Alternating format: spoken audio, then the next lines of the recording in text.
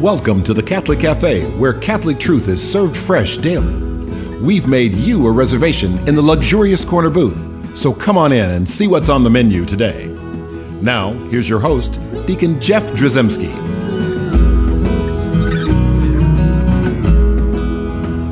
Greetings and welcome to the Catholic Cafe. I'm Deacon Jeff, sitting in the luxurious corner booth of the Catholic Cafe. Sitting here with Venerable Tom Dorian. Hello. Waiting on that miracle. Yes. And Ziggy Rodriguez. That's me. And so we're going to do an interesting show today. We've gotten a lot of feedback, by the way, guys. Oh. I'm really excited by the feedback we're getting. People love to hear us just sit and pontificate. We don't have 3 popes in the room. We have 0 popes in the room. But I think some people are, what's resonating with a lot of folks, at least from the email. By the way, Deacon Jeff at thecatholiccafe.com. Send me an email. I'd love to hear from you. Mm-hmm. People just love to hear us chat. Oh. You know, and I think... I thought you were going to talk about the Catholic Give. Oh, I Give Catholic? Giving Catholic, yeah. Well, you know what, people? I hope they resonate with that. Have you gotten 0 feedback on that, or a lie? No, I haven't gotten any feedback because we just started. Okay. It's like, well, we got $40 million in the bank right now. We don't have any money. We have 0 money in the bank. We're trying to raise $50,000, right? Yes, we're trying to raise $50,000 because we need all new equipment. We want to put this thing on.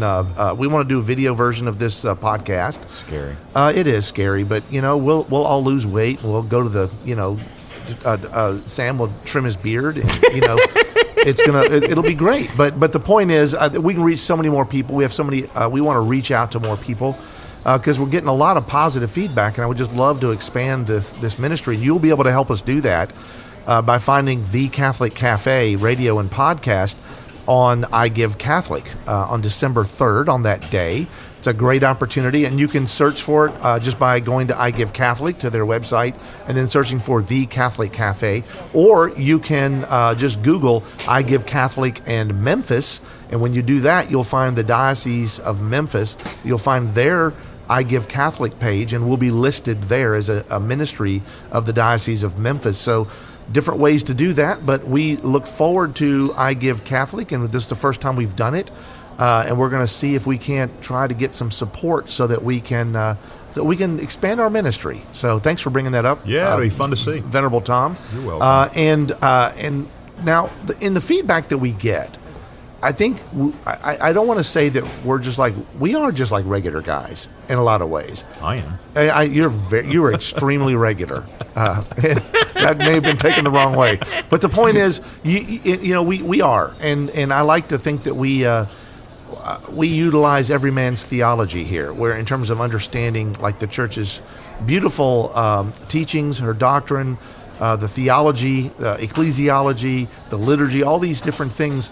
There are experts at these things, and then there are guys like us who kind of like take those words of the experts and just kind of dumb them down for ourselves, so we can kind of understand what they're saying and what they're meaning. And I think it's important for all of us to do that.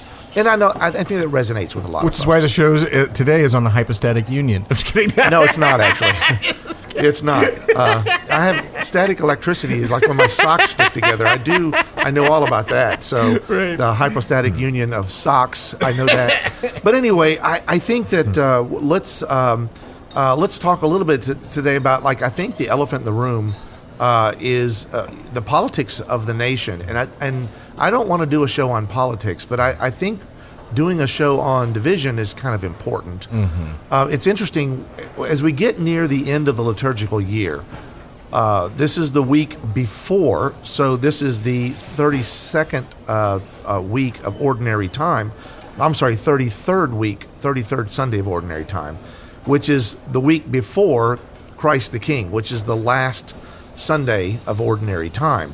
And always, when we have that 33rd Sunday, we're going to be talking about end times and prophecies and the end of the world and et cetera, all done in the light. It's not supposed to be a doomsday week, right, or weekend. It's supposed to be focusing us and preparing us on Jesus, who is our Lord Jesus Christ, King of the universe, and that our focus is supposed to be on Him, right? So it's not like we talk doomsday, although we end up talking about, the skies will be darkened and all these things. I mean, in fact, the Gospel of Mark It says, in those days after that tribulation, the sun will be darkened, and the moon will not give its light, and the stars will be falling from the sky, and the powers in the heavens will be shaken.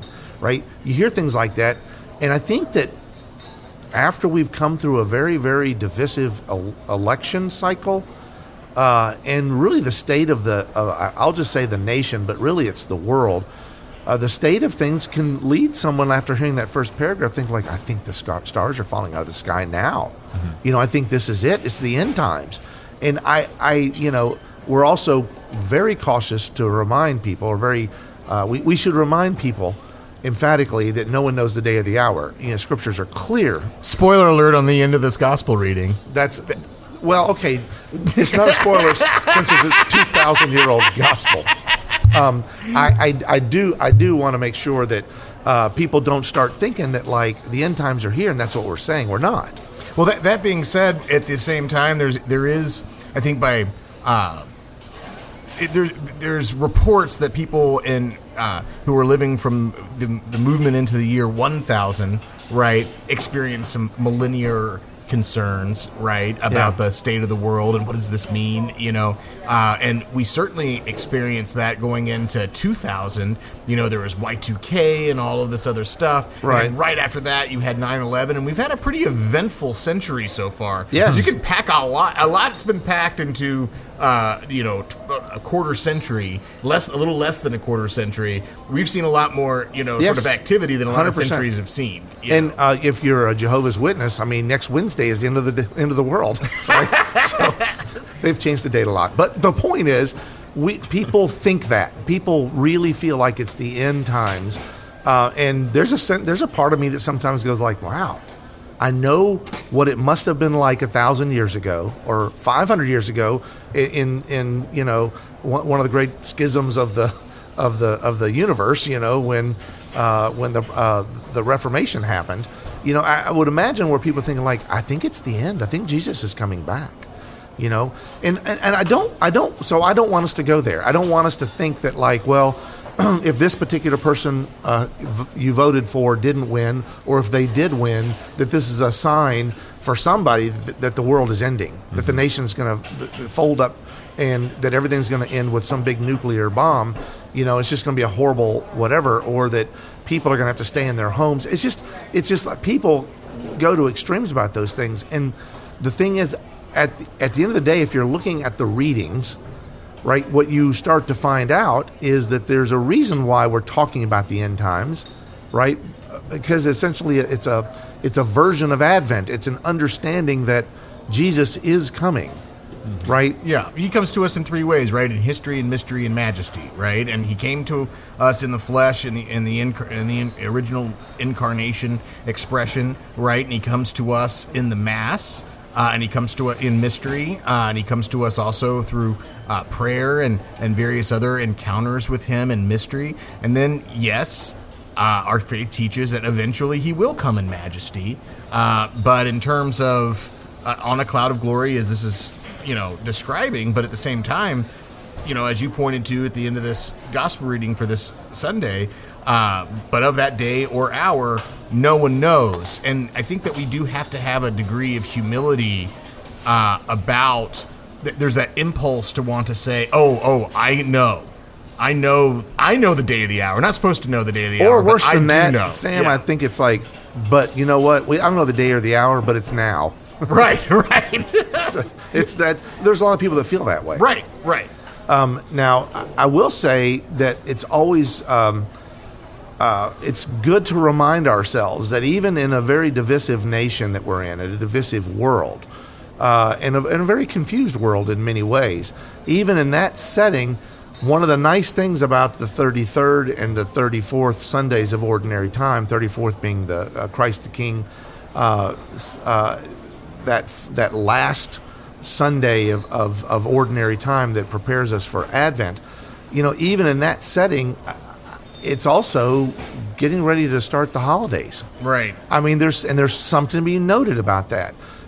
In the United States, we have Thanksgiving coming up, and then we have like the Christmas season has already started in stores, but we have Advent coming up, where we can prepare for the Christmas season in a profound way. And for some people, that involves watching Elf and eating Chex Mix. And for other people, it means going to Mass. For some people like me, it means both, right? You know? And the thing is, it's amazing how things are, I think, supposed to work together. So when we are most divided, you should think about in your life, where do you feel most at home? Where do you feel most loved? Where do you feel like you are most accepted for who you are because of who you are, not because of what you believe or what you say or how you wear your hair or who you voted for, right? Where is that place? And what I would posit is that place, whether you believe it or not, is actually your family. I agree. Yeah, and I think, Tom, you would agree. I second that. Yeah, because that it should be. And if it's not, or if it's not the first thing that comes to mind, and you think, well, no, it's really the people that I agree with politically, or it's really the people that I agree with morally or socially or intellectually, then I think there's a problem, because you were born into a family for a reason. Mm-hmm. Or we've done shows on salvation that comes to us through the family. The whole idea that Jesus was born into a family, a father and a mother. Mm-hmm. And even though it's a stepfather and Joseph was biologically unnecessary to the equation, mm-hmm. God said, you are necessary to the equation. I want Jesus to be born, our Savior, to be born in the context of a husband and wife. And that's why we still today call them the Holy Family, to be a model for all families. And so family is supposed to be the place where our salvation really comes to fruition, right? It's through Jesus Christ in the family, though. That's how he's working through the family, not through the nation, not through the political system, not through the intellectual system, the universities or the great teachers of society, not even the philosophers. It's really the very core, the place where you were born. Mm-hmm. And I know some people don't have great families. Mm-hmm. I recognize that. But then we have an opportunity.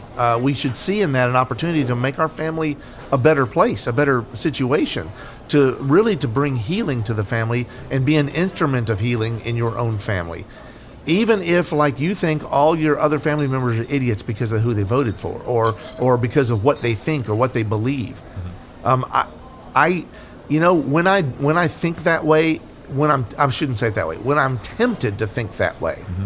when I start to think why do they think that? I didn't ever teach them that. It doesn't take me long. And Bess is somebody who humbles me every once in a while. Remember what you used to think. When I was a kid, when I was younger, I thought things that I don't think now, right. And that teaches me that we're on a journey. And as impatient as I may be with certain children or in-laws or family friends or whatever, as soon as I start going why? What are they, knuckleheads? Do they not see this as obvious as I do? Mm-hmm. The reality is I just have to be reminded that I was really off the rails as a younger man. And I'm if you don't believe miracles exist, in this day and age, just look in the mirror and look at where you are now. It's what I do, and go wow, okay, I never saw myself where I am right now. That's a miracle compared to where I was 30, 40, 50 years ago. And if some of the people out in the radio land are concerned about this coming Thanksgiving because they're sort of bracing themselves for potentially any sort of negative interactions, heated conversations, hopefully that won't happen. But if any of you out there are concerned already about these holiday gatherings, including Thanksgiving, well, now is the time to start praying for those people and to start fasting for those people and to start really reflecting upon what are things that you can do to be a peacemaker in those situations, right? And I say this for a couple of reasons. One, when someone just generally, separate from all this that we're talking about, just generally speaking, if someone comes at you in a heated way, that doesn't mean, just because that might have gotten you sort of hot and wanting to bring heat as well, that doesn't mean that that's necessarily a good thing, right? I mean, we have the choice to de-escalate. We have the choice to kind of turn things down. And Christ said, blessed are the peacemakers. That's they will be called children of God. That's one of the Beatitudes. That's part of living Christian life, right? And so finding that mode of de-escalation that might work within the context of these relationships is actually a part of living a Christian life, right? And so is fasting and praying for the people we love, for our relationships, and also if they're people that we might struggle to love, but they're still within the unit that comes together, right, for holiday gatherings, making the choice to love them, making the choice to pray for them, not so you can go and tell them, hey, I've been praying for you, or anything like that, because that's not going to necessarily go over well depending on who they are, unless they happen to be a prayerful person, and that's part of their personality too. But simply just to we're getting ready for Thanksgiving, we can stop and ask ourselves, okay, I know this or that person is coming over for Thanksgiving, and I know that we haven't really had a lot of great interactions over the years. I want to, Lord, help me be thankful for this person, and also all of this person, and also help me come up with ways that I can communicate that gratitude. Because imagine if there is a relationship that's strained. A lot of times when there's a strained relationship, there's a frigidity where people feel like, oh, this person really doesn't like me. Well, imagine if when they walked into your house or you walked into their house or whatever the setting might be, and you opened up by just pulling them aside and said, you know what, this is Thanksgiving. I want to let you know I'm thankful for you because of blank, and giving some concrete, heartfelt reason. You know what? Maybe it's going to be well received or maybe not. That's out of your control. But what isn't in your control is to do your best to try to be a peacemaker, to do your best to try to bring a little warmth and a little love to the situation. Yeah, and at the very least, I don't usually do the I'm thankful for part, because it might sound strained, like you're forcing it. Sure. So I'm more of the believer of just go and give them a hug and say, I'm so glad you're here. Come on in. Let's have a drink, or let's, whatever. I just think that the holidays are a great opportunity for people just to bask in the things that they remember as children, that they're just good. They're good things. That's why people love Christmas time. They love watching Frosty the Snowman. I don't know, you can't look at all that stuff theologically all the time, and ultimately I think all that good stuff really is supposed to point to Jesus and go, well, this is the reason for the season ultimately. But at the end of the day, if we don't even have to talk about Jesus during the holidays, let's just hug. I'm glad you're here. I mean, in the Old Testament in Jeremiah, we hear about the healing balm of Gilead, how soothing it is. And the reality is there's biblical scholars that actually say that was like the first Chex Mix was back then in Gilead, and that the healing balm. And I think that Chex Mix is a healing balm. Tom, it's plausible. I know I believe it. You've experienced my Chex Mix, haven't you? We both have. It's by the way, hard lesson. I can't bring it to here because Sam sits there and just eats it the whole time. At the crunch, I have to put the crunch filter on his microphone. By the way, lesson learned. When you're going through the Gilead International Airport, do not sing "There Is a Balm in Gilead." It doesn't go over well with security. No, that can be problematic. So I think using opportunities like the holidays, like the gatherings that come at the holidays. I've got a big family. My wife she's one of 15 kids. We have 9 kids. I've got, we had a smaller family myself. I have had 3 brothers. And the thing is, but when you add all that together and add all the people, and then you have all of the in-laws and cousins and nieces and nephews, and you put everybody together, it's really, when you look at that room, it's if they ever come together in the bigger gatherings, it's a microcosm for the nation. And and you can be negative and say, look at all the divided people in here. Or you can say, look at the amazing gift that we have, that all these people are here really, in our experience, because of 2 people. Mm-hmm. Like, so my in-laws, Mimi and Vic Truey, who had 15 kids, they're still with us. That we just celebrated their 70th wedding anniversary. and then all of the 200 whatever grandkids. And when you add all of that up, you're going like, this entire room is here celebrating because of just those two people. We have something that unites all of us, right? We're not separate. Yeah, we all go our separate ways, and we're all on these journeys, and we're all over the spectrum, literally, in how we exist and what we think and how we process things, what we believe. But the reality is there is something that unites us, and that's why I think that family at the holidays is probably the single most important thing that we can physically do, so that then when we do that, when you start thinking like, why does this feel so good? Ultimately, I'm hoping that leads to a conversation about Jesus Christ, right? We do this because God intended us to live in the context of a family. This would be our safe place. This would be the place that we're loved. And if you have a broken, damaged family, I mean, there's terrible, poxes on all of our houses. There's alcoholism. There's sexual issues and morality, and there's just infidelity. There are things that lead to broken families, and I don't want us to read the Gospel of Mark this coming Sunday and only see the darkened sun and the moon no longer giving light, and then wars and rumors of wars and earthquakes and all these things that talk about. I don't want people to think that. I want them to think like, where am I going to be safe when it's dark, when the sun goes out? Where am I going to be safe? And think like, of all the places on the earth, the only place I really feel safe ultimately is that place that raised me and nurtured me. And even if there's a brokenness there, it was still intended to be that place for you.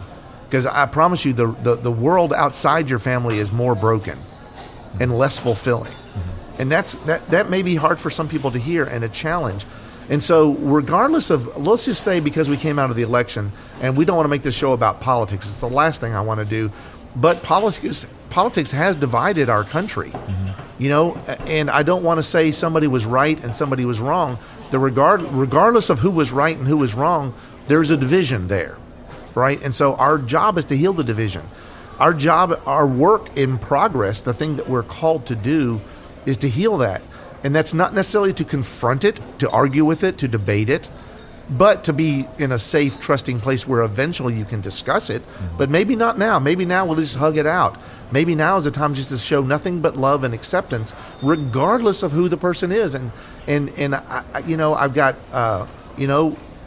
family where kids are doing things not what their parents have taught them. And then they're wanting to separate. They're wanting to create a division. Just don't let that happen. Just refuse to be separated. Even if they try and push you away, you can't make them stay. But at the same time, you can make them feel welcome. You can make them feel welcome and loved. Yeah, and eventually, I promise you, eventually that comes around. People go like, I can hate you, or I can say I hate you, but I just can't do it for very long before I start realizing I miss you. And like kids especially, they'll start to remember Christmases as kids. They'll start to remember birthdays as kids. They'll start to remember that time that you helped do this or helped do that. And they're going to see beyond what they might think, that you are just a list of political opinions. That you are just a rule monger. They're going to see beyond that, start going like, I have come to realize that you love me, and even in your brokenness, you do love me. And so that's all I need to see. Now, that may take a while. It's not something that's going to happen overnight necessarily, but I think it starts with you. Well, in unconditional love, it's the only thing that brings unconditional love about is struggle, right? Unconditional love, we can say we love somebody unconditionally, but until those conditions have been stressed, right? Until things have happened that make a crisis imminent in the relationship, and yet love conquers, right? And love conquers that crisis and covers it. You own, that's the measure of unconditional love, right? And so, well, the whole idea of unconditional love is there's no conditions on it, right? That's why it's called unconditional love. But someone right? says, "I love you unconditionally." That's one thing to say it, but it's another thing to witness it by still loving that person, right? even when that love is put to the test in ways that other person thinks it's impossible to still be loved. Right? No, I agree 100%. And again, the only other like advice I will give people, especially people who are struggling in their family relationships, is now is not the time to discover the root of the argument. Yeah. Now is not the time. And that's all I would just say, because I don't want to deny that there is truth. I'm not going to. In fact, that's what Jesus says in the Gospel of Luke, where he says, I have come to set the earth on fire, and how I wish it were already blazing. There's a baptism with which I must be baptized, and how great is my anguish until it is accomplished. Do you think that I have come to establish peace on earth? No, I tell you, but rather division. People go like, wait, we should discuss this division now, because I don't want my kids to be on the wrong side of that line. Understand that we believe that Jesus drew a line in the sand and said, here on this side is where you need to be. This is truth. The other side is untruth. But the reality is, how we process that doesn't mean that Jesus is saying, I want you to go and separate your families. He talks about separating father from son and mother from daughter and things like that, because people are pig-headed, and we will ultimately do that. But I firmly believe that Jesus also wants us to try to heal that divide, that he wants us to be healers in the name of Jesus, who is the great healer, right? The divine healer. And if we see it from that perspective, just sometimes healing takes time. You go to the hospital, you're not like out of there and like, I'm 100% better. Usually it's a longer hospital stay, and then there's a time of recuperation and or therapy, or a time of rehabilitation that has to happen, after a major accident or surgery or something like that. And so that's what we need to experience, and that's what these holidays are, an opportunity for us to come back to family, to love our family, and to be loved in our family. Let's ask the Blessed Mother to help us in this quest. Hail Mary, full of grace, the Lord is with thee. Blessed art thou among women, and blessed is the fruit of thy womb, Jesus. Holy Mary, Mother of God, pray for us sinners, now and at the hour of our death. Amen. Thanks for listening to the Catholic Cafe. If you'd like to contact Deacon Jeff, send him an email at deaconjeff@thecatholiccafe.com. Visit us on the web at thecatholiccafe.com. You can also find us on iTunes or follow us on Facebook and Twitter. The Catholic Cafe is brought to you by the Order of Malta Federal Association. Join us again at the Catholic Cafe, serving up salvation one cup of coffee at a time.